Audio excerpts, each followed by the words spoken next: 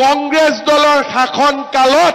অকল টকা নহয় ছোৱালীয়ে আৰু কিবা কিবি কৰিব লাগিছিল কব মই নোৱাৰো মুখ খুলিব মই নোৱাৰো কেইদিনমান আগতে আমি বিধানসভাত এখন ৰিপৰ্ট পালো জাষ্টিস বিপ্লৱ শৰ্মা কমিটি ৰিপৰ্ট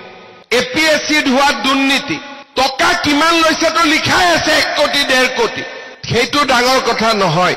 ৰিপৰ্টত এটা ডাঙৰ কথা লিখা আছে যে চৰকাৰী চাকৰি পাবলৈ কংগ্ৰেছৰ দিনত আমাৰ ছোৱালীসকলে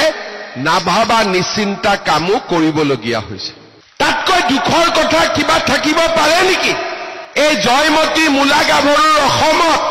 যদি চৰকাৰী চাকৰি লবলৈ ছোৱালীৰ ওপৰত অত্যাচাৰ কৰা হয় শাৰীৰিক মানসিক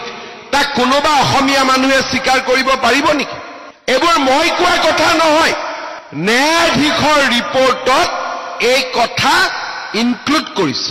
তাৰমানে আপোনালোকে চিন্তা কৰক মাটি দালাল থালান দালাল চাকৰি দালাল কংগ্ৰেছৰ দিনত ক'ত কি নাছিল এটা ট্ৰান্সফাৰ পোষ্টিং কৰিবৰ কাৰণে 50,000 1 লাখ টকা নিদিলে ফাইলে পাৰ নহৈছে